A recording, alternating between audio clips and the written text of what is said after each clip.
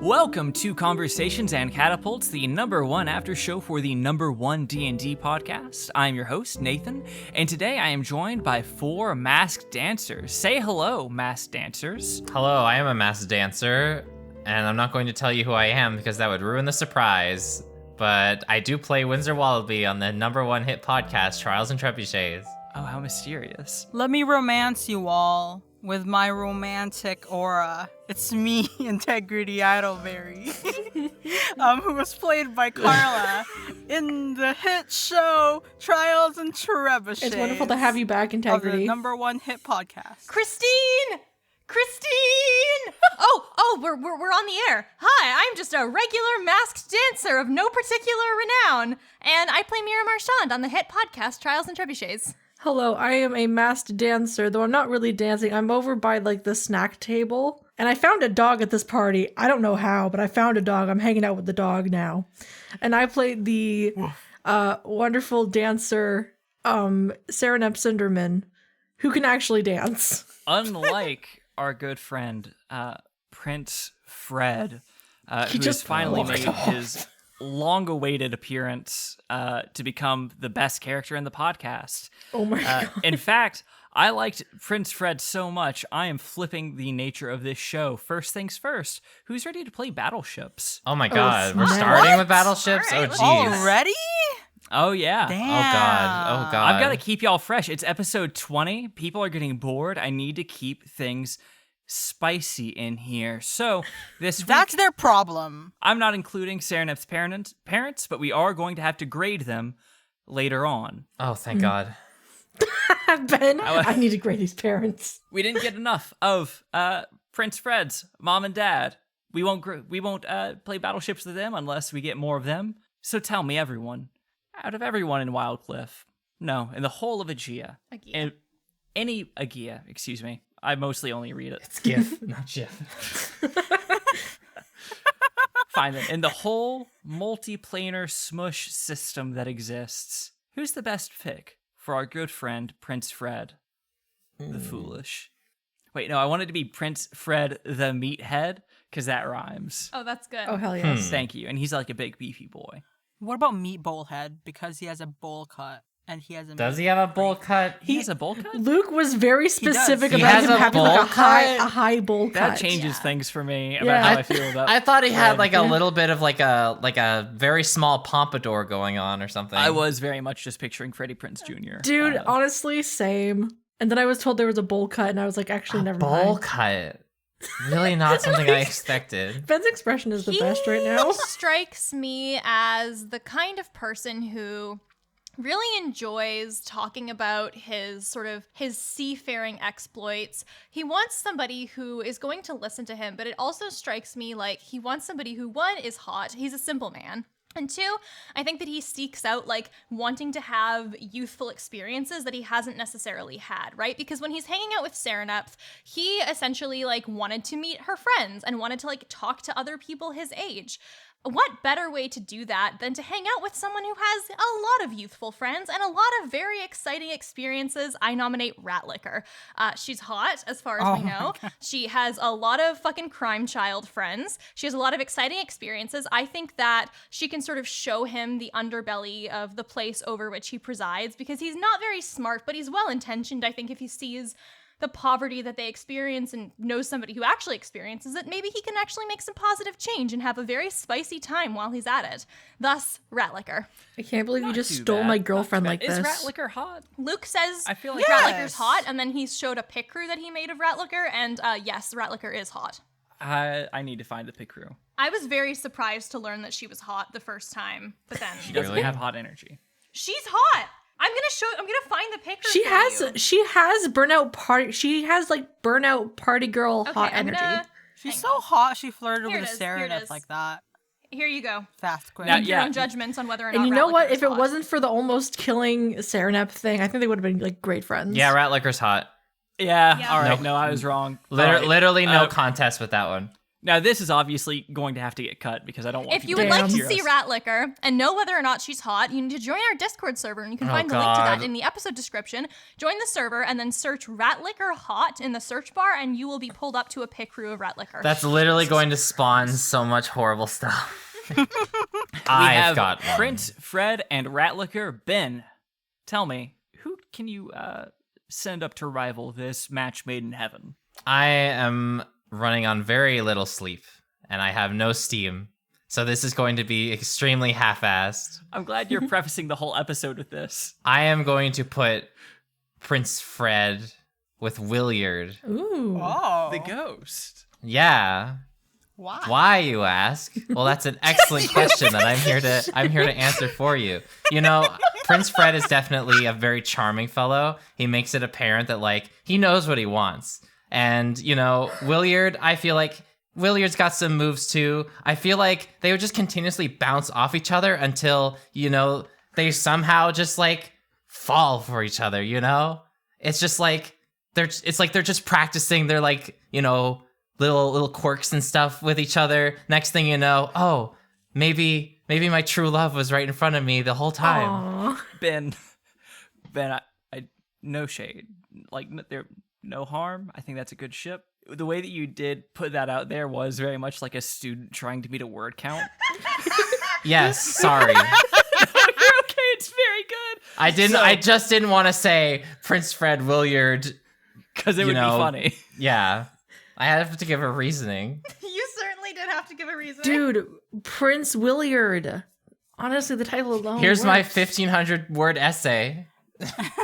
I have a person in mind. I unfortunately cannot, for the life of me, remember their name right at this moment. But they were like the game shopkeeper in Isithil that we stopped by after the mole toll thing happened, like just outside like the Melon. Grum town. Melon, thank you. Melon. Melon. Thank you. Because my Melon. brain was like, it starts with an M. I know it does, but it's not like Mallow or something like that. That's from like No, Mallow was Kevin's character in Heim. That's what it was. Thank you. Thank you so Ah. much, Sarah.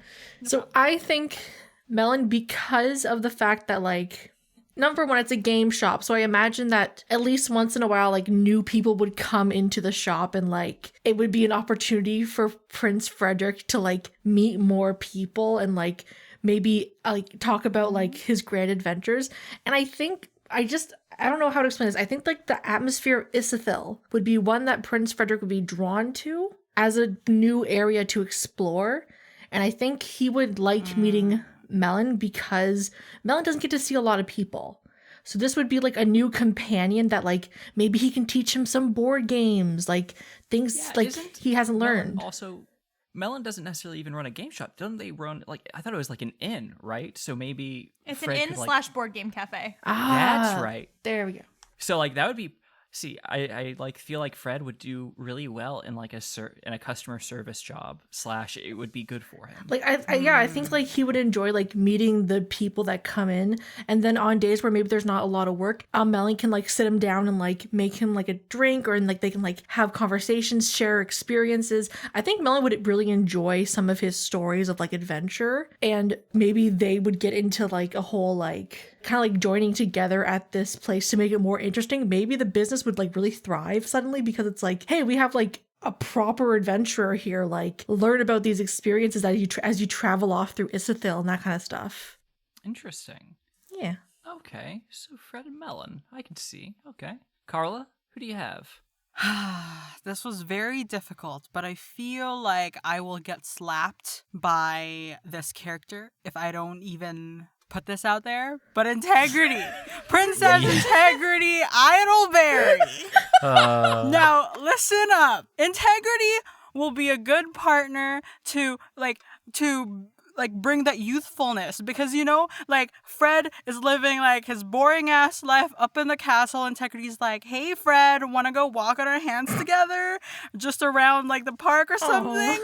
So I definitely think that integrity will bring a lot of youthful energy into the relationship. As for adventurousness, both are very adventurous people. Integrity wants to travel the world, make a name for herself. Fred already has a name, but wants to travel the world. So I think together they can conquer the world.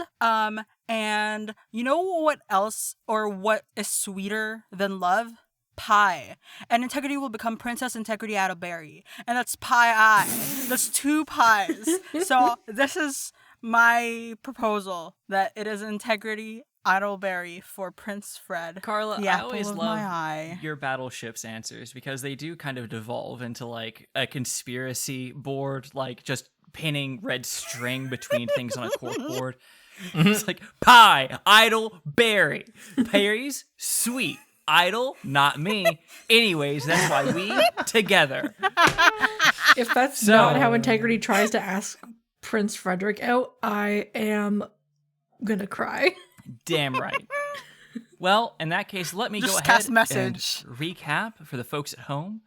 We have Sarah putting forth Fred and Ratlicker together. Fred deserves a hottie. He is a hottie.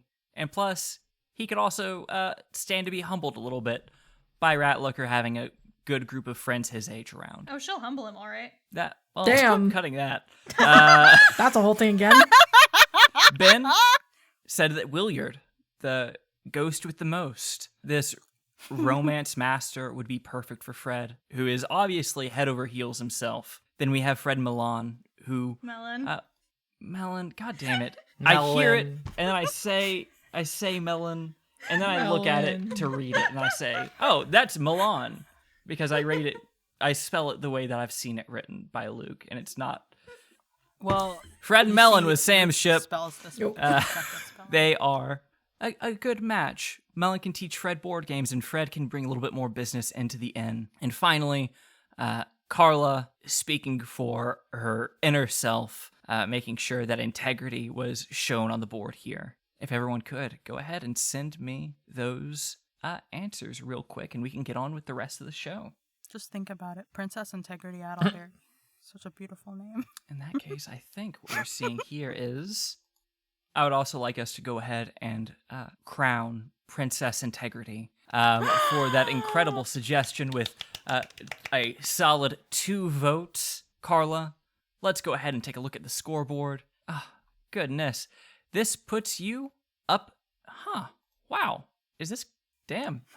I got so used to Sarah and Ben being in the lead. Carla, you have passed Ben on the scoreboard. No longer Now- tied. Damn. Sarah with 7, Carla with 5, Ben with 4, and Sam with 2. I know I'm never gonna win this whole thing. I just want to know, did I get like 1 vote at least? The end to the game is the last Conversations and Catapults when It's the true. campaign ends. We have a lot of time before then. We're first years. Yeah. Oh damn. Shit. But thank you all so much for indulging me with a little bit of topsy-turviness for this episode. Let's go ahead and jump right into the actual questions, though. I wanted to start off with Ben, if you would be so kind. Very simple, don't worry. I was just curious, what was it like playing Paddle Boy? You basically got to play as a little NPC who apparently quite fragile, but also kind of invincible because they didn't super matter in the core context of the story. How did that feel playing them? Like, were there any special considerations? Not really. I was just a paddle boy. I thought it was just fun. I don't think there's anything more to it than that. That's fair. Do you think you're going to be like doing more of like tiny servant like recon missions in the future here? Probably. It depends on if Windsor just decides to not follow people, but still like wants to send like something to follow them. So it might come up again. I have no idea. That's fair. It was very funny to listen to you play this little fella who is just bad at everything. I mean, He it's like he tried his negative best. score to literally single thing that you had going on. It honestly made me want of Pets and Prophecies, but where you all play toys who are just spectacularly bad at everything. And just, Dude, Toy Story at Wildcliff? oh God, could we please? That's the new Patreon goal. Screw the musical episode. Oh, we can combine them. We can do the musical episode. We can combine them. Well, that makes a lot of sense. In that case, Sarah, I had a quick question regarding your new Mira's new deal with Yeah. Alla Algrim. What's First of all, up? congratulations on being an attendant for the Lady of the Woods. Thank you, thank you. Hey, how much does that job pay again? Well, basically, she's doing it for the equivalent of tuition for Delnus, Winsler, and Mira. If I recall correctly, I think tuition's about 500, 600 gold each, so I think it's about 1,800 gold a year. But I don't know what that actually means in the economy of this game because I don't pay attention to money because Mira doesn't shop.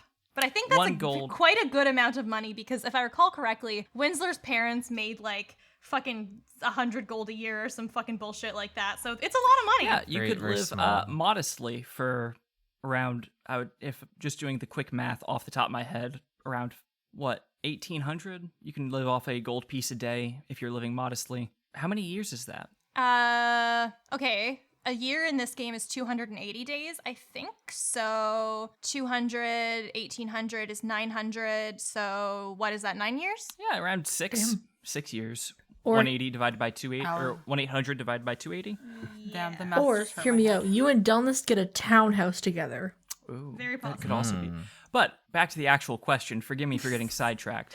Now, tell me, right now, is Mira more interested in gaining Alla Algrim's favor or getting out from under her thumb? Oh, definitely the latter. I think that what's very fun about like playing Mira as a character is that I feel like she is a person who often has all of this stuff put in front of her that she doesn't necessarily want. And so I think it's a matter for sort of playing Mira of figuring out how to juggle it and what to do with it, and in some cases how to navigate it in the best way to like get out from under it. And so I think that's where Mira's priorities are, and I think that's just what makes her very, very fun to play. Interesting. So, how does the relationship with Delnus and her mother affect this? Because I would assume, like, getting more favor with the Lady of the Woods would mean a little bit more bargaining power with the two of them in some way, right?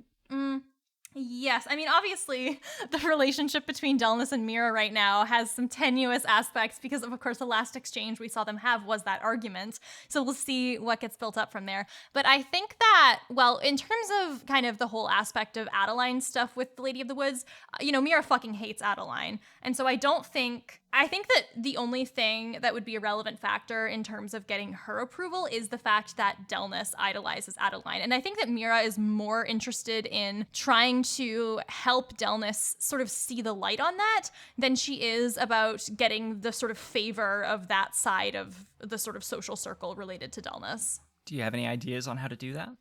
Well, Adeline might be about to publicly humiliate Elric for singing his bad song. So if things go poorly for Elric, that could be a start. Very good point. I'm excited to see how that goes next episode. And to see if Mira gets properly credited or not. I think Mira's fine if she doesn't. You know what? Delnus does seem like the type who would more appreciate it if you're a ghost writer. Boo. I can't make a cricket noise, but you know what the feeling. That's fair. Hurts. Oh, well, this question is for all of you. Speaking of big deals getting made, you all made a pretty big one with Loud, which included a clutch natural 20 and max on Bardic Inspiration Yes. from Carla, which was an incredible moment. My heart broke for Luke because you never really prepare for a player rolling a 32. But my question is, tell me, how concerned are your characters about what Loud is going to do next? Or is it that he is no longer your problem? When Nesca first visited Mira, she was quite angry at Mira because Mira had knocked over those ribs that had turned into snakes. And so Nesca was upset because she felt that we had defiled her corpse and that she could smell our scent on them. Loud just ate and stole the rest of Nesca's old corpse. Maybe two problems can take care of each other here. Possibly. Interesting.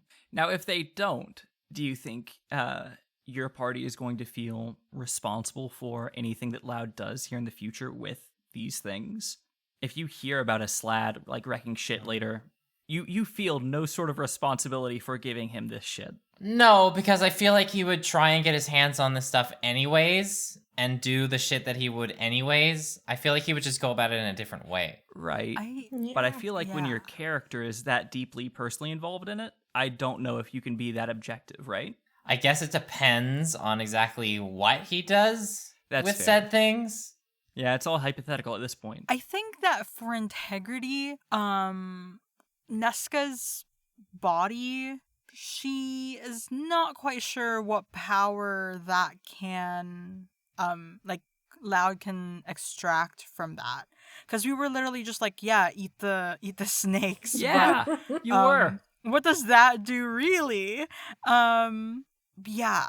But I just want to reveal this. I don't know if I should be revealing this. If this is not supposed to be revealed, please hide this. One of the things that I was contemplating at that moment, both in Integrity's head and Carla's head, because they're the same, because they're mine, is I so wish that I stabbed Loud. Yes. Oh yeah, when would you have stabbed Loud? Like, when we were up there, like when he was freaking out and trying to open up the jars, in my head I was like hesitant because I don't want to initiate a fight, but at the same time I'm like, just stab him with the J dagger and just kill him forever. But I don't know if it's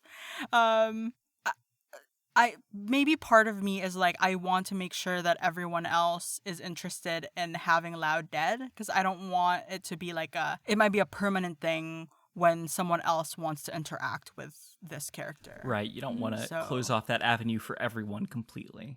I gotcha. I think during this entire thing, I think just because of the circumstances of how we met Loud and set up the deal in the first place, Serenep has kind of felt disengaged in this whole thing. Like, her main thought was just getting out alive, not really everything else. So, like, once the deal was finished and that was the guarantee of, like, we've done what we said we were going to do, there's no reason for you to, like, go after us anymore. Like, that was the end of her problem. If it does come up that, like, he tries to come back and hurt us, the deal's gone. She's gonna fight. Like the deal is finished, they negotiated and everything in the tree, like it's done now. It's not something until he tries to come back after us. Okay, interesting.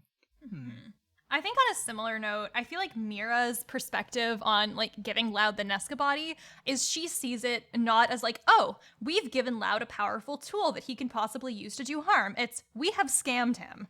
Because as far as she knows, eating Nesca's body doesn't do fuck. The Lich book doesn't do fuck. It's incomplete steps and then a picture book on liches. So I think she's much more concerned with, oh, what if he comes back and realizes he's been scammed and attacks us, than she is with, oh, what if he uses this bullshit we fed him to attack somebody else? That makes sense. I think that's a reasonable fear. Yes. Yes. Speaking of reasonable fears, Sam.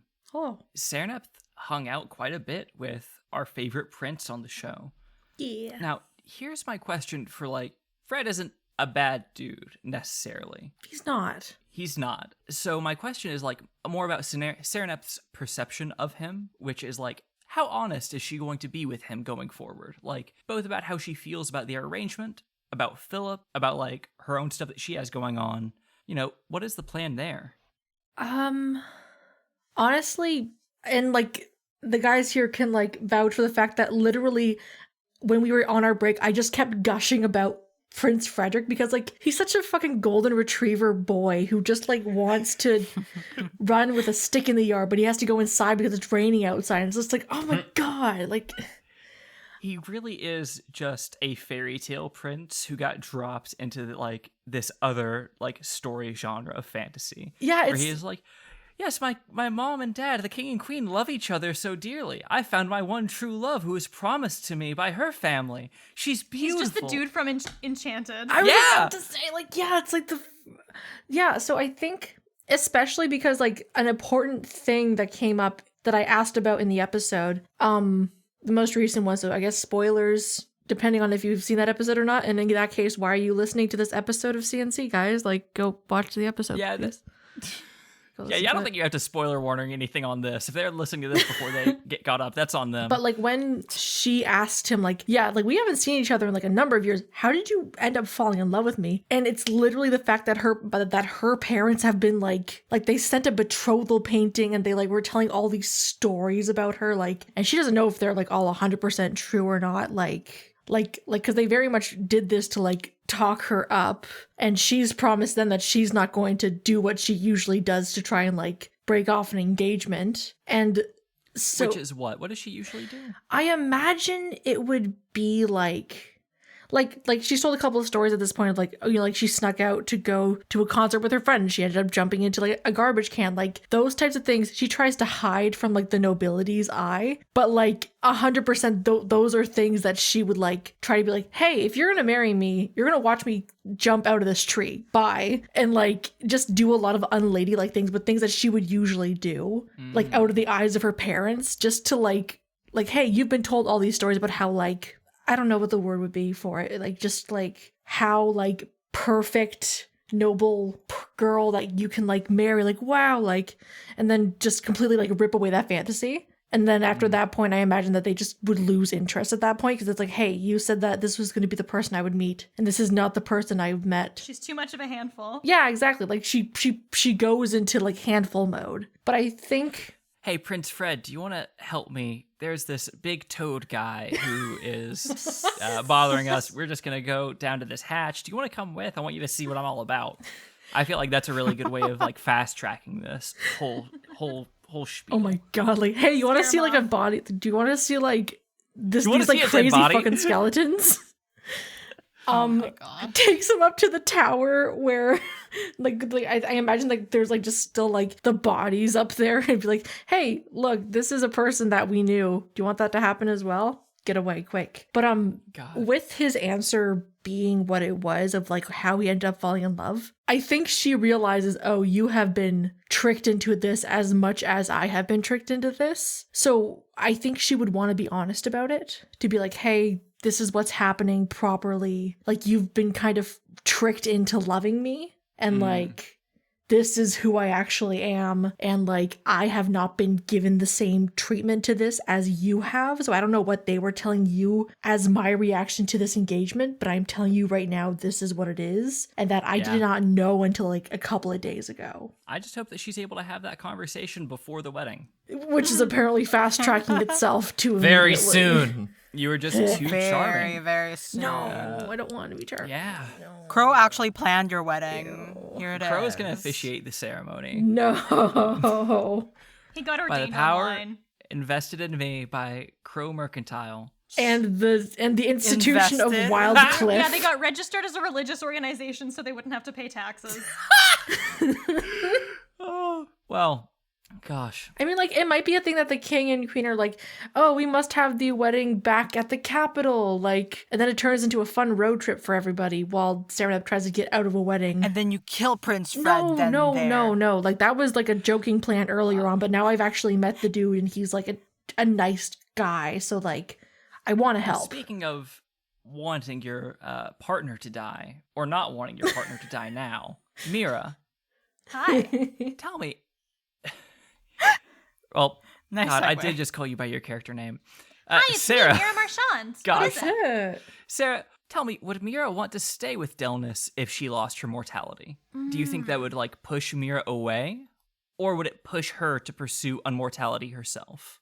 Ooh, saucy. I think it would depend on how much of Delnus remained herself, because I think that if Delnus turned into an Adeline, essentially someone who has not only lost their mortality, but also lost their elf equivalent of humanity, I think that that could very easily push Mira away. I think it'd be a very sad thing of, oh, this is not Delnus anymore. But I think if she were able to hold on to her sense of selfhood, and if Mira were able to see, oh, this might be a viable path for me, I can see Mira being pushed more toward the unmortality route. Not anytime soon, but I think that if this were a relationship that continued on for a very long time, to the extent of like, oh, this is who I want to settle down with, I think the knowledge of, oh, you know, you're going to keep being undead and I'm going to die could theoretically in some world push her toward that.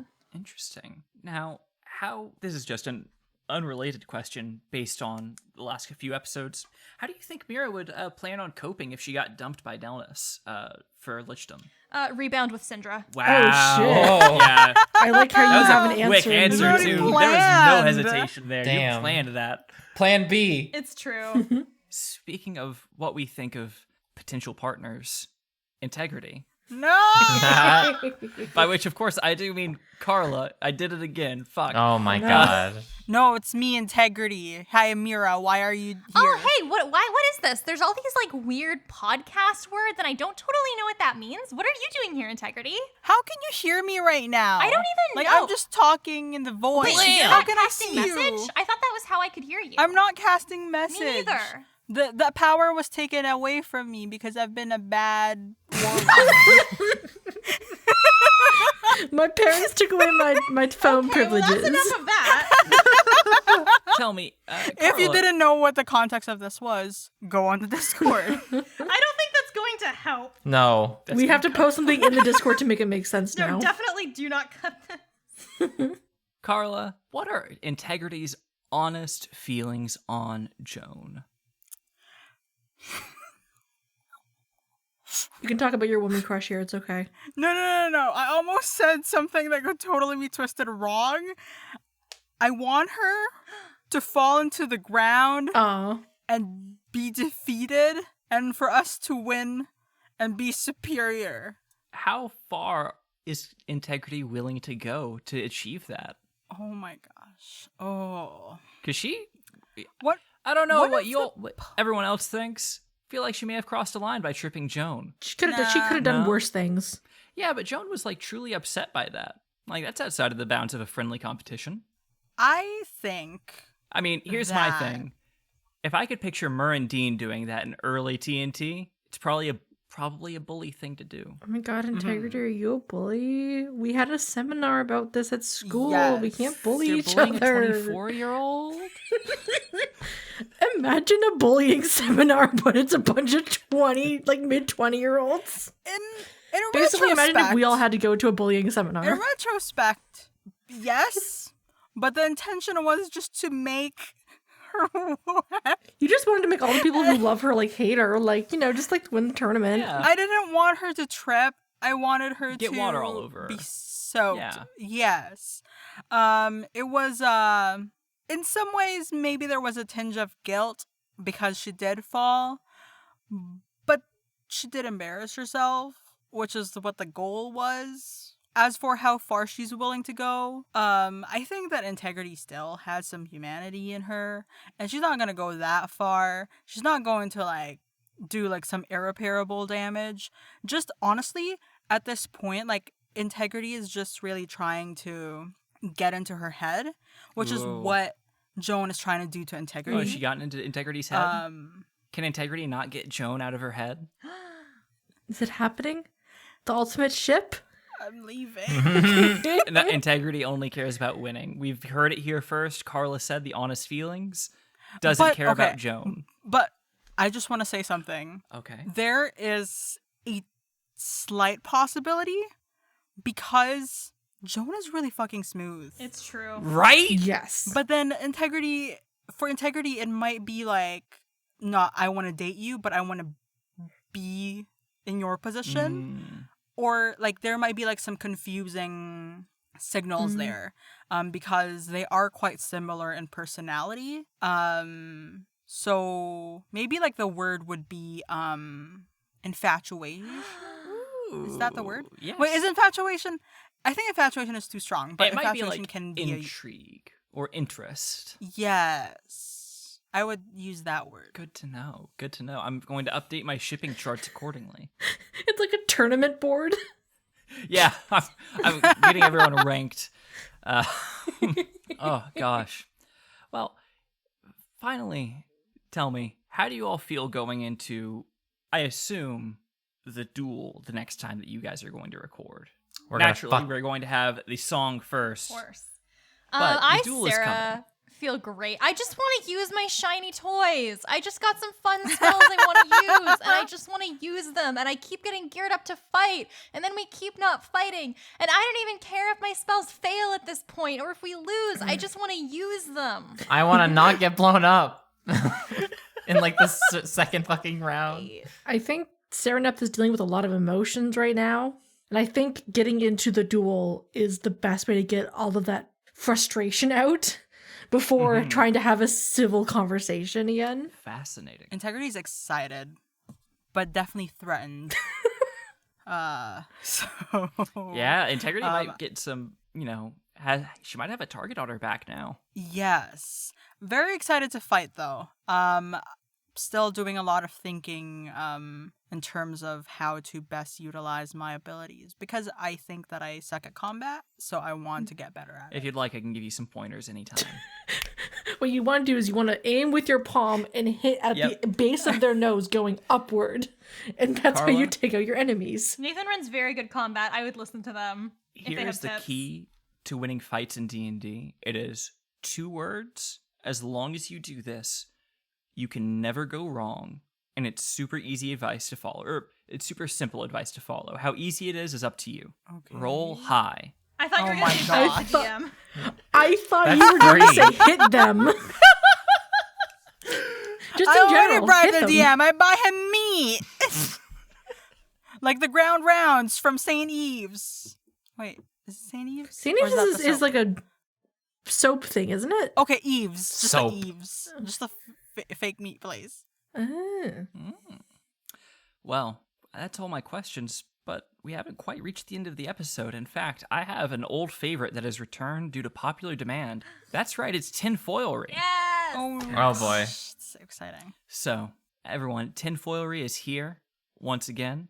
And just to recap for our listeners at home, it's been a minute. Tinfoilery is when I produce 3 different fan theories for the cast to look over and analyze and check to see if they can guess which theory is mine and which one came from a real fan of the show. So, is everyone ready? Ready. Perfect. First one is Sereneth's family has taken long to arrive because they've somehow gained control of the prince or the whole royal family through enchantment magic and had to take their time to maintain the enchantments. Ooh. It unfortunately falls apart, but I like it. Yeah. I like that sinister, like, yeah, you think her parents are just like really bad, like parents, like, no, they're actually evil. The next theory, if Sereneth takes the progenitor's steel and they somehow change her history to make her not a noble anymore, Philip won't know who she is. And as such, they can't be as close. Oh. That is some new shit. Damn. But I need to hear the others to know for sure. That one makes me sad. And finally, the Ava Reddings we've met were once different people that were cursed and have all lost memories of their former selves. The reason the Ava Reddings aren't allowed to see or know about each other is that if they find out that the other Ava Reddings exist, the curse would break and they'd revert to their former selves. Something like the lines of, like, if you're me, then who am I? You know? Who's driving this boat? Exactly. There probably was, like, an original Ava, but, you know, all of the ones that we have now, probably all different It's probably people. the book one. So, tell me, which one of these do you think has my own signature spin? Think about how I view this podcast. What kind of theory would I be trying to make if I was trying to fool you? Systematically. Had to take their time to maintain the enchantments doesn't sound like the way you would phrase D&D magic. Because I feel like when you think of D&D campaigns, you're thinking of things explicitly through the game mechanics, and I don't feel like that is the type of language you would use. I could be wrong, you could be trying to throw me off, but that's what makes me want to rule out the first one. On the other hand, thematically, it seems like something that you would be interested in, but I just don't think that's the vocabulary that you would try to use. So I'm going to vote for this one. My reasoning for the third one is I don't know, because there's definitely been like so many Ava Redding theories, like over like the length of the podcast. So it wouldn't surprise me if this was just another theory that was produced by the masses. I agree. One thing that does give me pause for the first one is that the listeners don't know that the prince and the royal family have arrived. Nathan does know that. So has taken so long versus is taking so long is a very interesting vocabulary shift. Because I feel like if you didn't know that the royal family was already here, you would say is taking so long, right? You wouldn't say has taken so long. So that does give me pause, but I've already committed, so I'm sticking to that. But I do think that's an interesting little vocabulary choice. That's actually very true because has the episode of like the prince being like, I'm so in love with you, Sarah, No, come this out yet? recent episode was just us going into the Hatch with Loud. No, not even. That airs tomorrow. Damn. Oh shit, you're right. True. I was so surprised how back the episodes coming out are versus what we've recorded, like so much has happened since then. I also think that the second one is very like, it sounds like something that someone on the server would say. It's very, because it's very explicit. It's like, of course, if Serenith had like a different life, she wouldn't know Philip, and there wouldn't be like a relationship. Yeah, there. I feel So I would. the second one is definitely feels like a common like branch or path that a lot of people would probably go to. It's like, oh, you're changing your entire history. Here's a list of things that could go bad from that. Yeah. Philip. As someone who thinks about like time travel and stuff like that a lot, or like changing your destiny, because I've seen way too many Disney movies where that stuff happens. Like it's a constant Cinderella debate. 3, A Twist in Time. Oh, when the prince jumps out the fucking window. Oh, they gave him a whole character arc. It's great. They still didn't give him a name. They called him Princey throughout the whole thing. But yeah, anyways, that's my Cinderella 3 hot take. But see, the Good fact that movie. you remember that makes me think that that is something that is of interest to you as well as other people on the server, you know? The fact that you fucking remember that shit about Cinderella 3, A Twist in Time, you know? There's this There was a Cinderella. I didn't even 3 know there was a Twist in Time. Cinderella 3. Oh, Yeah, it's, so it's the the evil best of the Cinderella sequels. It is. The stepmom gets the fairy godmother's magic wand, and she turns back time and makes one of the stepsisters have the foot fit on her foot. Wait, no. Have the foot We gotta fit on get her- back What? to the game. No, That's really fucking fucked up. This is, we have to go down this avenue immediately. Now we're all good. Sam, Carla, which theory? I vote first one as you. Okay. The first one is a lie.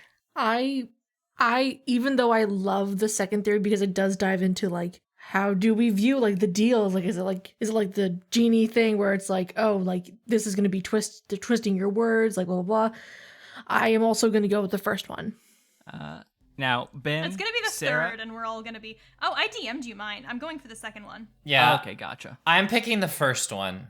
That's what I'm thinking. That's what I'm feeling. Ooh, it's a 3 It's versus gonna be the 1. third, and we're all gonna look like fucking. We're all gonna look like complete buffoons. The only one that talks about Alva Redding, Big yes. fucking idiots. Because who cares about Dang. solving the Alva Redding mystery? It's not a mystery to be solved. It's just a quirk of the school. Who gives a shit? They're just quirky.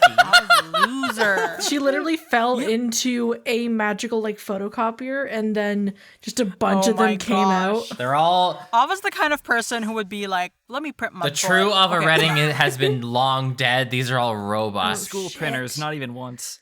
Dude, flesh golems. Well, congratulations to 3 of you. Hey. That verb tense really screwed me up there, huh? God damn it. Well, Dang it. Yep, that's right. The first one was all me. Thought going with a simple, sweet, short one would be the answer to tricking all of you. Not this time, No. unfortunately. In fact, it got more of you on me. So, congratulations to each of you. You all gain a point, aside from Sarah, who is still True. in a a not so safe lead anymore. Still a lead though. What up? Sarah will do it. Sarah's brain. See, I'm very excited Strong. for the more games that we play because now we've gotten to the level that I wanted to get at, which is where you all can start wagering your points. Oh shit. Oh, Cards no. against humanity Oh. style. Oh my gosh, Yeah. we're betting now. I've always wanted to gamble on this show, and now we Oh, can. God. Well, thank you all very much for joining me. I think we will hold off on rating your parents Okay. until the time that we get to see a little bit more of them. I think they got a line each in this episode. Is that Yep. right? Yeah. Yeah. I want to see. Somewhat. I don't want to pass judgment on them until we get a little bit more to chew on. So stay tuned. And, dear listeners, stay tuned not only for that, but for a brief conversation that I had with Luke. Well, not so brief. We usually ramble on a little bit. But stay tuned after the break to tune in to Luke and I talking and sliding into the DMs. And thank you all very much. Bye. Thank you. Thank you for joining us. Bye. Bye.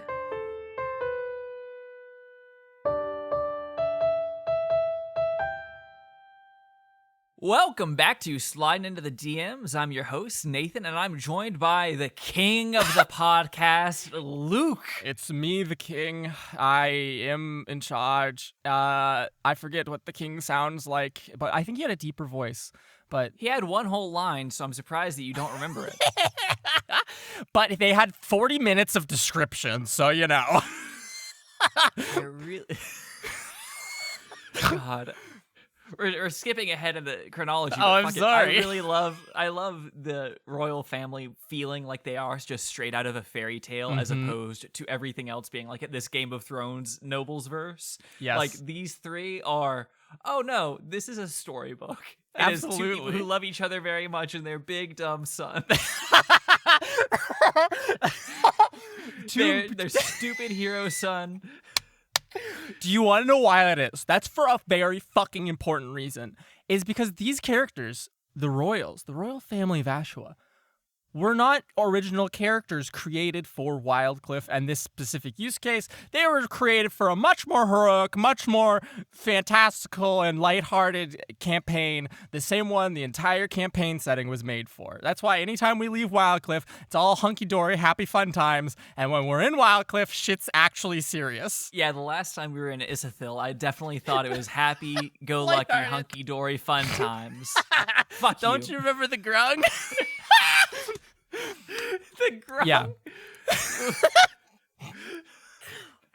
Your definition of hunky-dory, happy fun times is you getting to do a fucking weird voice. Absolutely. Absolutely. Well, I'm glad they had a fun feel. I'm glad that, yeah. It made me. It is good to know that answers a question that I had, which is like, Oh. I was curious if the reason why they had this almost idyllic air about them was in order for like Serenep's decision to not just to be primarily about like what she wants her future to be, rather than like how awful this new family that she would be marrying into is. Yeah. It is not like that she would be getting into a bad family. It is that it isn't like what she wants. Yes. It is a future that is chosen for her. Yeah, that's definitely a thing that I want to reinforce, and it's part of why I enjoy that I was given this treat of Prince Fred being just a big idiot. And it's like, that doesn't mean he's a good dude, but he can be personable in a way, right, that makes it feel like there's this like horrible voice that could be in the back of Serenep's head of like, well, maybe I should just fucking go with this because like, shit. It can't be Path of that least bad. Resistance. Yeah, Like, exactly. There is like a version of Serenep, the Karina version, which is I don't know why I said this. This is the Karina version. This may not track at Interesting. all. Yeah. Like she just strikes me as someone who is like going to be like pragmatic to a fault, which is Yeah. the thought of, well, I really liked Philip, but people get over heartbreak all of the time. I have a chance to like make a positive difference by joining the royal family. This is. And plus, it'll keep my family off of my back and perhaps even grant me a degree of freedom from them because Yes. this is the one group that might, has more power than they do that I Yes. have like good access to. I think at this point, that's literally the only possible reason Serenep might ever want for just going along with this is just like that escape from. I said escape very weird. That escape from the Cindermans, right? Who we've seen just a blush of, a minor mean blush from. We did not grade the parents No. based Not on enough. the one line they Yeah. had. No. I'm glad that we finally got the Malfoys on screen, but I want to hear him speak. Yeah. Yes. Well, let me go ahead and get into my actual Absolutely. questions then. You know what? Yeah, that's a great transition, is just to say, starting over. Now that you're not fucking derailing the show, Luke, let's do it. This might not be anything. This might be me reading too much into puzzle design. But how much was the Orb of Might retrieval like designed around Paddle Boy? Because it felt like there are so many utilities for Paddle Boy in 161 with the, oh, you could lower him down through the grate. Oh, it dehydrates things. Guess what doesn't have any water in it? A paddle board. Was this what you were thinking, or am I way off? Yes, back during episode 128, I was like, yeah, let's throw or like 122, I was like, yeah, they'll totally need a paddle. Ben will just randomly have a paddle. How was I supposed to know that this puzzle has been the same since 128? I thought that it had changed significantly since. You just used the same thing? How did you not? Yeah, it's the same. It's the same since 122, actually. Because 121 is the judge, jury, executioner, and then 122 would be mea culpa. But And then 127 is room for reflection, which makes 128 the one before meeting Keepsy. Anyways, chronology is important. So yeah, the puzzle's the exact same. We did add the 2 doorways, which I had neglected to mention last time, because if you recall, I was like, I don't want to be in this puzzle anymore. Let's just fucking move on. I'm not even going to mention the other details and confuse these fuckers. Let's just get through it. But yeah, the puzzle's exactly the same. The Jade Donut did what the Jade Donut was always meant to do. However, when we descend into the like stone room, the pebble room, that is when things became very, there's going to be 2 people in here and I need to have some hazards. If you recall from the other times they've come down into the undercampus, there's always been like little eyes watching them from stuff. So obviously they're gotta have cranium rats hanging about. Love a cranium rat. Everyone loves a good cranium everyone rat. loves Who a among cranium us? Yeah, right? Every DM knows and loves cranium rats. You know what would be a great familiar for like a psionic character or something like that? Ooh, that would... Feel free to take that, Luke. That's good. Psionics are very interesting. I think we should meet more dwarves because dwarves in this world know quite a great deal of psionics. Nonetheless. Oh, I really want to follow that rabbit hole. Like, ooh. Nonetheless. Tempting. But good Paddle to know about Boy- the puzzle design. Paddle Yeah. Boy was definitely a moment. There was a moment that I was like, Ben won't have shit to do in this episode. I'll just let him play Paddle Boy. And then I was like, well, now this can become like some sort of actual event as opposed to, because it was like, how do I make it interesting to have Integrity actually go through? Because what if she just jumps through the door and then goes down and just grabs the thing and leaves? And I'm like, well, now we're just going to amp up the amount of pebbles in that room, throw some cranium rats in there, have a little defenseless little idiot who she has to protect or just leave for dead. And bada bing, bada boom, we have a fun little Indiana Jones encounter, Diane Danger encounter. There we go. Yeah, we got to bleep out the other one. The other one. Yeah. Neato. How did it feel getting to like have a player playing a character who you could easily kill without it being like any sort of like true detriment to anything going on? It's nice. It's nice, and I'm appreciative that Ben also leaned into that. Ben, I think, understands the frailty of these characters in a way that I appreciate, in a way that he's very safeguarding of Winsler, but the moment I give him control of anyone else, he's just wild and reckless, and I appreciate it so much. He's Reculus? Reckless. I can't speak tonight. No, God, that is truly Ben. You're just giving Ben a blank check of like, hey, you don't have any consequences for this person. Yes. Do what you like. Do what you like. Oh, God, that's why Wiggles is dead. It's true. Another question Yes. about the events of that episode. Yes, 161. This is a lore question. Oh, I love these. I how- said that weird. How many attendants does Ala Algrim have across Aegea? Less than 20 is the number that I put around in my brain. I don't have names or descriptions for all of them, but the idea is less than 20. I think I know, well, Alteen's not an attendant any longer. He's dead and therefore no longer has the job position. But there's 3 that we have at least seen. One who's we've only seen once, and then Adeline, and then Mira. Okay, gotcha. If Mira goes to her like work retreat, work summit, eventually, maybe we'll meet some more of them or some other consequence. But less than 20. Interesting. Did they all enter the service similarly to Mira? Yes, that would have been the process by which people would become a attendant to the Lady of the Woods would be that she requires someone in a very specific capacity, and she would bring them to her, ask them a bunch of questions, because she wouldn't want people... This is the thing that I think you might pick up just from Adeline, maybe, is that... And also from, like, the conversation with Mira, so, like, we have these 2 kind of points so we can create a trend of things. That was the nerdiest thing I've ever said on this Dungeons & Dragons podcast. And so... Don't sell yourself short.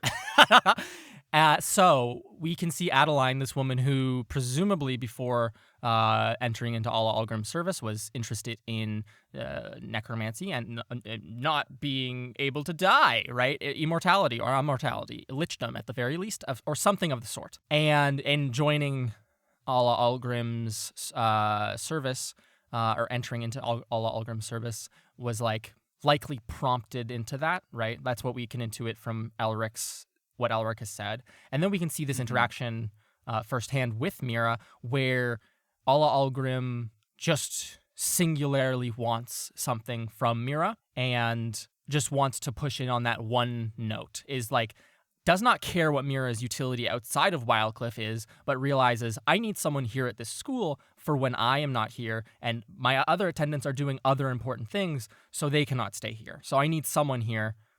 Let's make it you, because you already seem engaged with the stuff that I'm interested in here at this school. Are those positions, are they all permanent, or do they have like an end time in mind where like, oh, can Mira be finished? Like, is there an end time? Yeah.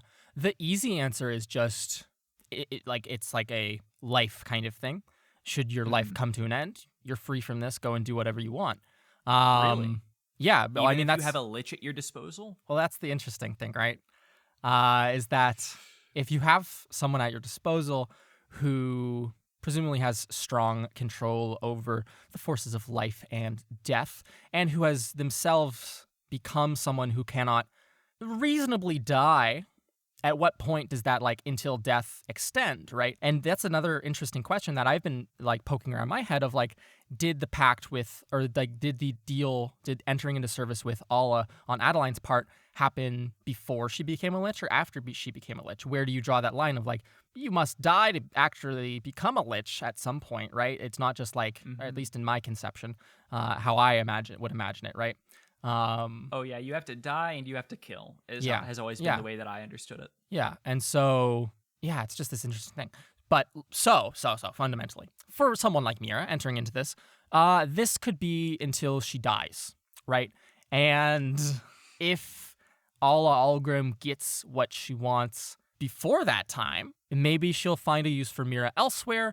She could reasonably release Mira from her service, or there's always just the age-old like, you've outlived your usefulness, you're dead now kind of thing, you know? Damn. Especially if it turns out that this secret, this evil under the school, isn't something that benefits Alla. The information is not something that would benefit or be decent, in her opinion, to be in the world anymore, if that makes sense, right? Mm-hmm. Yeah. Interesting. Yeah. But the catch-all is until death. So Mira could die and then just get revived and, free from that one.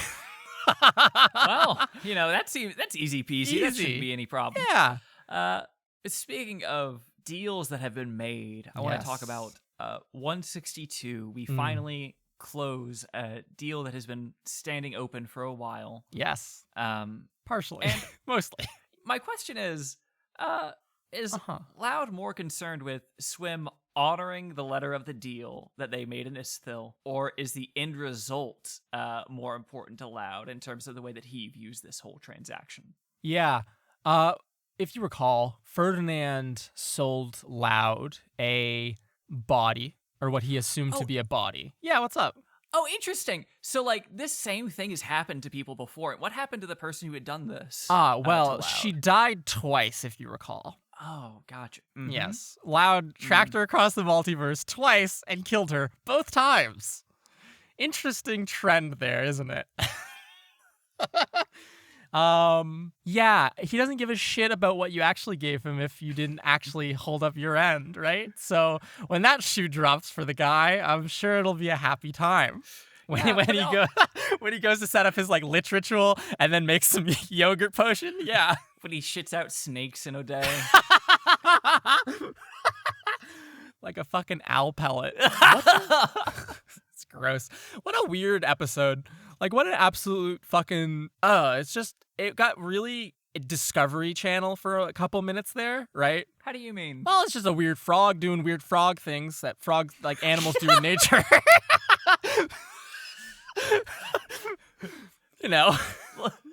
Yeah? Is that it? You thought it got pretty Discovery Channel, and that was your observation? Yeah, I was yeah. I think that the players have made it out of 2 encounters with Loud. The students have made it out of 2 encounters with Loud, and I think after like last time they were already freaked out, right? Like in Isithil, they were already like, this is the like confounding guy. This guy is the one who can fuck it up for all of us. And then he did fuck it up, right? He just cut Ferdinand's head off. He's wild card. Amazing. And he just shows up and he's so, this is the thing. He's such an idiot, right? Like he's not a smart dude. He's not a strategic guy. He doesn't have to be. That's the brilliance of it, right? He's so, there's this overwhelming presence to him that like the players definitely feel of like, you can hear Ben in that episode 162 being like, oh my fucking God, we're gonna die. This is it. What are we fucking doing? He's gonna kill us. And then miraculously, another 30 pops out their asses and they go on living another day. And I just think that they made it out of the last one and made a very good deal. Very smart play. And then they made it out of this one by cheating him out of the full extent of that deal. Like, sure. Which they never had, to be fair. Like, true. This is never going to work out. Yeah. This was always going to end poorly. Mm-hmm. Like, but like, there's a very, like, they can debate Club Kid Loud as much as they want. But when he pulls his fucking sword out the next time he sees them and it's just on sight because, you know, they fucked him over, like there's not much that like talking him down from the cliff can do at that point. It's just exciting. Yeah. I wish Loud very much luck next time. It's not about him being lucky. It's about the players being lucky. It's the true. thing that you don't want, apparently. It's true. My original thought for how that would go, Nathan, and listeners, is that it would kind of just be a thing of integrity trying to skedaddle out of there or just take care of it by herself, right? Mm-hmm. And I was super ready for a tussle, quite frankly. And that would have been very fun. And then that didn't happen, and it just kind of became a weird thing. Another thing about like the fact that we haven't actually tussled with Loud yet is now we have built him being a threat up so much that there is now even more pressure on you as a DM to deliver on like that difficulty, which I think, you know, a Slad you probably can, but the action economy is like a rough, a fickle mistress in this case. I'm on the record of being very whimsical with my treatment of the action economy and how I will grant random characters just the most wild amount of actions. Because it's the only way to keep things balanced. It's the only way to make this man who is a threat, this toad who is a threat, a genuine threat. Like, we've seen him break open urns. We've seen him cut people's heads off. He just doesn't give a shit. He throws his sword around willy-nilly, will tussle with anyone. So badass. He has the most kills, I think, of any character so far. Is it in the triple digits or quadruple digits? But like for at least named NPCs, he's killed a lot. But like player characters doesn't fucking matter. No one's killed the player character, so who gives a shit? But nonetheless, not yet. And then like this just like innate knowledge for both listeners and I think specifically Ben most of all as a player who just knows what Slad do and are all about. I think he's just incredibly spooked anytime Loud's around. And so that kind of like overwhelming thing builds to this point of like, when he does show up, when a tussle inevitably happens, unless here's the truth. And now don't go telling anyone this, but there's a single place that they could meet with Loud and not immediately get into a fight with him. The place has been mentioned by me multiple times, and I don't think a single person listening or playing has picked up on the fact that this is an actual place. And that's very fun.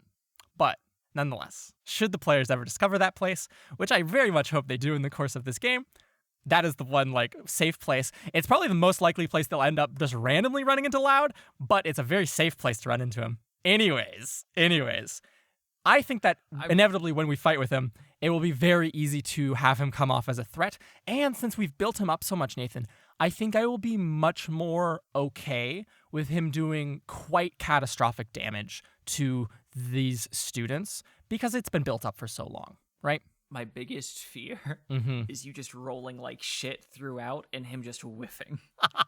That would be a good way to go. That would be... No, it wouldn't, Luke. You'd be so upset. I would be incredibly upset.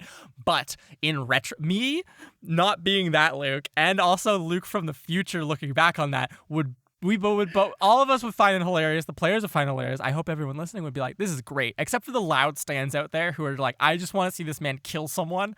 I'm sorry to those people for the future. Loud and proud, baby.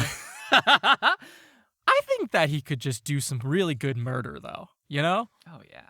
I think. And the thing is that he also, you know, he isn't a smart person, but he's very good at killing, which I think is the thing that, like, he wasn't out to kill any of Swim this time. Correct. I feel like he could very easily sneak into a room or, like, you know, get someone while they're asleep. Yes, like No problem. he's dumb as shit, but he obviously understands the simplicity of disguise, right? Like multiple times he's just walked up to members of Swim now and been like, how's it going? Let me in here, right? Like at the ritual, he was just there wearing a dead kid's skin, right? Or not there's actual people who wear skins in this podcast. He can just shape change. He wasn't actually wearing Aylin's skin, to be clear. I thought he had stolen Ferdinand's powers, and I was like, No, damn, no. Loud is... Oh, he's Kakashi up in here. He takes the powers of the people he kills. That would be sick.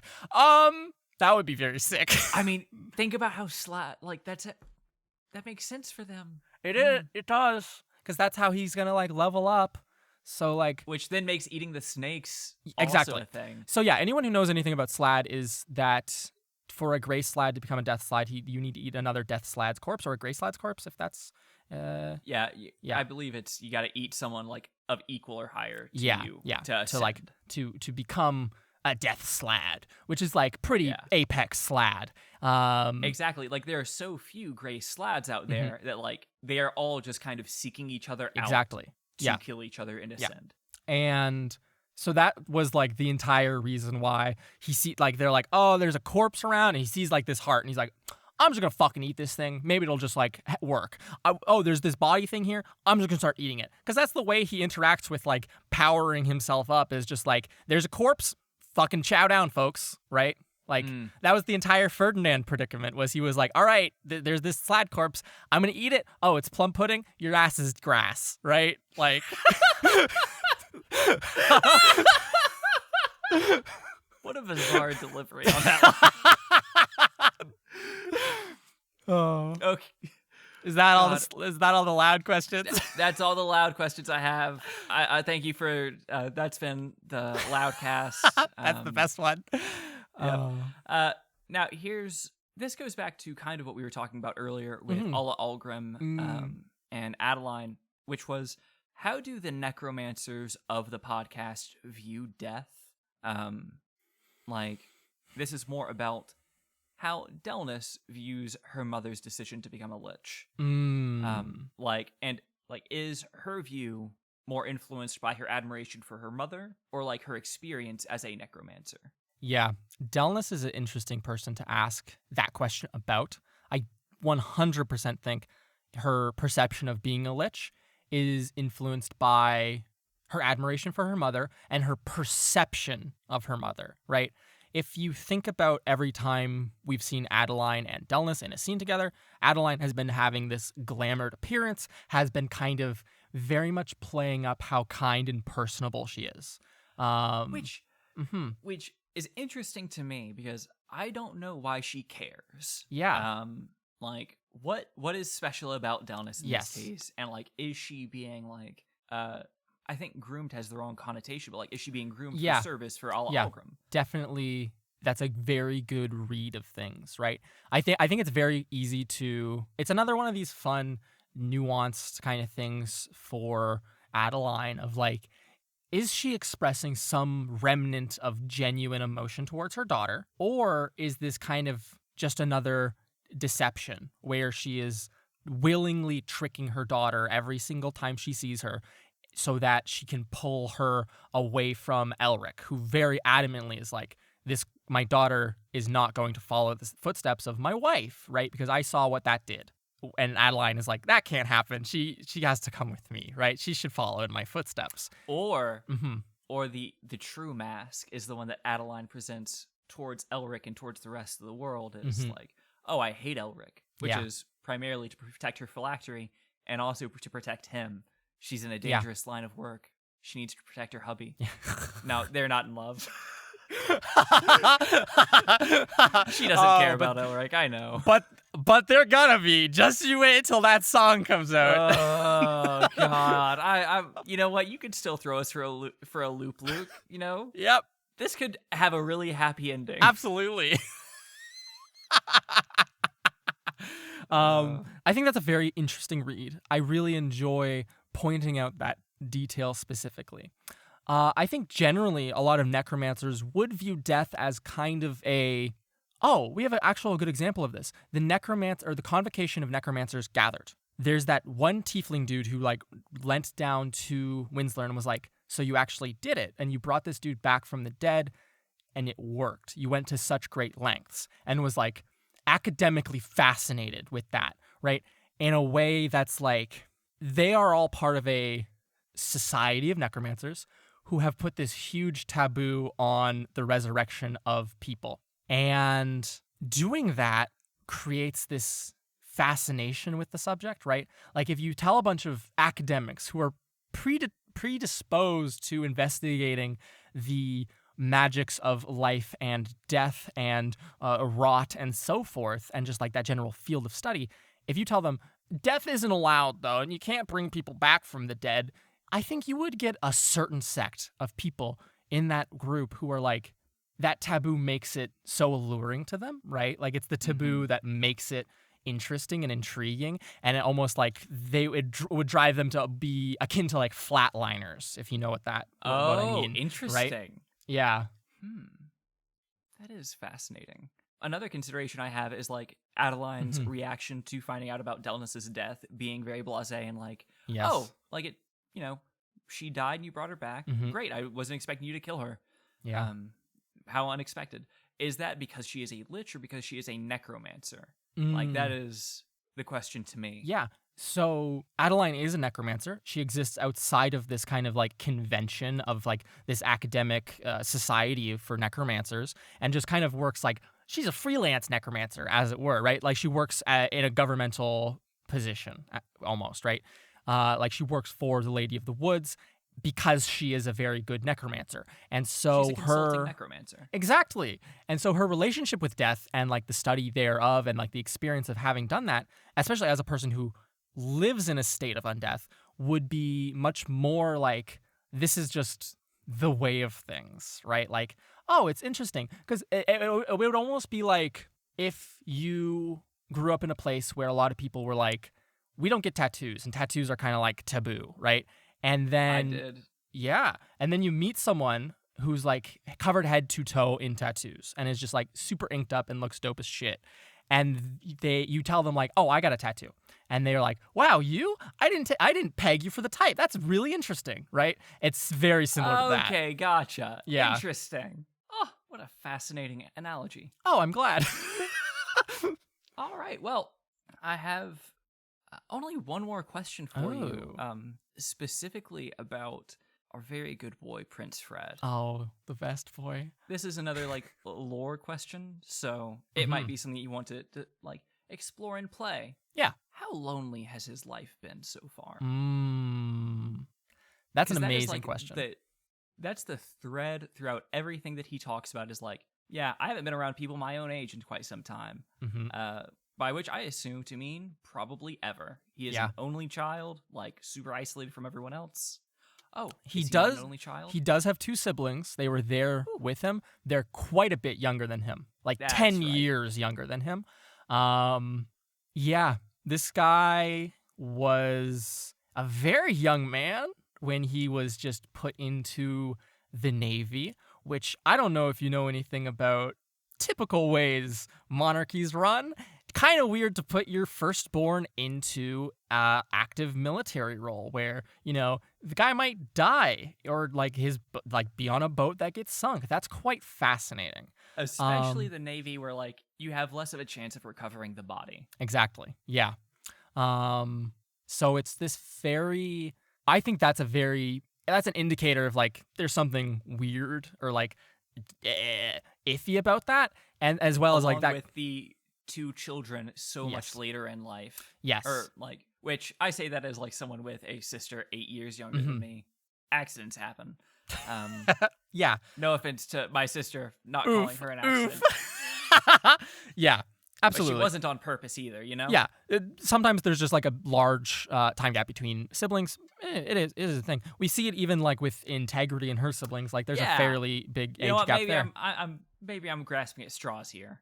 I rescind my statement. I would say that it's like this. There's a reason why in a royal family you would want to have multiple children, and that is literally just like a kind of like security system, right? Of like contingencies. Yeah, if one of them dies, there's another one, and if the other one dies, there's another one, right? And as the generations go on, there's more and more and more, and the claim to the throne stays within that family, right? And then we have good Prince Fred, who is this kind of like weirdo who grew up essentially like he had some contact as a child with Serenep. Like that was a thing that Serenep/Sam asked in character of like, when was the last time I met him? I assume I was around him as a kid. And I was like, yeah, as a kid, but you haven't seen him in a very, very long time, right? That's because he was put into the Navy, right? And now he's out of the Navy and has to carry on acting as a royal. And then the singular comment by the King and Queen of Ashua towards Serenep of like, hey, guy's a bit headstrong, bring him back down to earth, teach him some patience, right? Like keep him grounded, right? Definitely not a person who's socialized, I think, in a form that's not surrounded by people who are at his full beck and call, right? Yeah. That you did a very good job of portraying all of that. I'm glad. I think a lot of that comes through, if not all of it. Perfect. I don't know.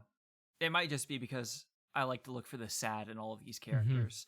He was a very funny character, also incredibly depressing to listen to and then realize, oh, you're not a bad dude. You're as much of a victim of circumstance and you just don't realize it. Big head empty, just big heart, empty head, you know. Super easy to just point a direction and like be told what to do, I guess. Yes. A perfect candidate for like a worm tongue to slip in, you know, as it were. That's someone what I to was just kind of thinking. come in and manipulate. Crazy. You fun. know, like let's say, I don't know, a potential Lady Macbeth situation. I don't know. That was just a random reference, I guess. Yeah. I want to I like giving both sides benefits, right? And so if Serenep wants to go with the flow, do what is easiest, trying to change the system from the inside, right? She has an avenue to do that if that's what she wants to try to do. And I think there's a difference than like changing the systems from the inside than changing it from the top down. Yes. Which is Big much closer diff. to what she would have. Like she actually has the power to make change in this case, or at least I'm assuming a lot about the monarchical structure here. You're 100% correct. That is the full intent of setting this entire situation up, is to force a kind of decision for Serenep and Proxy, or Sam rather, and say like, you can go down this route and start changing things. We've had conversations with the Lindemans or with Philip, and there's this general atmosphere of how nobility is for these people and how it affects these the people's children, right? And like this kind of like generational impact of this marrying off of children against their will, right? And Serenep, you can bite the bullet and go forth and try to fix that to the best of your ability. Or you can bail as hard as you fucking can from this in a glorious fashion, and I can't wait to see how that works out, if that's what the route is. Because I feel like that's the route. This is not a question I had prepared, but it is one that interests me as a DM. Like, what is your perception of Serenep? Like, her core values and like as a person, like, because it does seem like she's leaning more towards the path, like where she gets to bail out. That's the interesting thing to me, Nathan. Serenepth to me is a character who will always put herself last for the sake of people she cares about. And that's why I phrase it in that way of taking the bullet, biting the bullet, right? I will suffer through this, and this will be my life for the sake of everyone else, is the Serenepth way, it seems. And seldom does she deviate from that course. And there's this interesting thing where she might deviate from that nature. And that would be quite fun. And it would also be quite fun or interesting and just in line. And like the large sacrifice here to be made is to just marry the prince and become a princess and eventually a queen of some sort. And it's so fascinating to me because either one, there's this longing to break free from the parents. There's this longing to break free from this system, but there's this longing to protect everyone while doing it. And you can't do both always. That's not going to happen, especially here. So either way that goes. And I think that a conversation that is going to be coming up in their next episode is going to be the one that's kind of been looming between Integrity's mother, Amaret, and Serenepth, and kind of like pinning on the thing that Integrity told Serenepth at the end of 162 of, if anyone in the world knows what you're going through, it'll be her. Because if you remember from eons past, the Idleberry-Cinderman connection there is through Integrity's mother, who left a noble family to just live kind of like this small town, have a couple kids, run a shoe shop, kind of like idealized commoner life, right? And that's something that Serenepth seems to be pining for, and I just think I think it's going to be a neat conversation to have. That is going to be a neat conversation to have. And this was a neat conversation to have. Luke, thank you so much for joining me. Yeah. I also want to give a special shout out. I forgot to do this during the player section. Luckily, I didn't forget for the episode entirely. We had some theories given to us from our fans on the Discord. Nathan, can I for guess? A fun can I game guess? called Tinfoilery. Nathan, can I guess which one was the? So I read them all because you posted them the other day. Can I tell you which one I think was yours? You may. I think the one about magic enchantments on the prince was yours. You would have gotten a point along with 3 other fucking people. Oh my gosh. Apparently I'm terrible at this Oh my game. gosh. I cannot make it a challenge. The only reason that Sarah didn't get the point is because she put in her vote too early and then refused to change it after they were like, Ooh. it could be, you know what? Actually, it might be this enchantment one. Because the way of the language, the phrasing was they haven't, yada, yada. Yeah. Here's the thing. I thought I had phrased it correctly. To me, that was a still correct phrasing if someone wasn't like, because they're coming. We know they haven't arrived. They'll always fucking get you, Nathan. They'll always find a way to break through and just fuck you over. You know, that's what I learned in this quattro of episodes. Quartet. Couldn't the person who sent in the theory of just put in the wrong verb tense or something like? Anyways. I love the meta complaint about the last segment of CNC in the second half of CNC. Do you want to guess who sent in the other 2 theories? I think one of them was from they are Luca. Too active. Yes, which one? Because the one about the Serenepth taking the progenitor's deal was likely from Luca, because he sent me some questions privately, which I was like, this is probably how it would work, because Luca is our friend and can do that, and I'll just answer his questions. Because he doesn't tell anyone. It's true. And then the other one, I have no earthly idea. That's fair. The Ava Redding theory came in from our good friend Bird over on the Discord. Oh, that's a good theory. Yeah. Bird was very kind. They encouraged me to reintroduce Tinfoilery, and I had some other people send in some theories, so I figured, why not? And then I immediately got egg on my face by saying haven't. It's a good segment. It's a great segment. Everyone should send Nathan better theories. From here. Yeah, and if you want to send me theories, you can do so by joining the Discord, and you can find the link to that in the episode description, along with links to our socials. We got our Twitter, Instagram. You can visit the subreddit. Oh my god. That isn't run by any of us. No. We don't abide by anything that's said there. You can post stuff except for there. the things that I've posted. I think most of the posts are just you and Sarah. Yeah, probably.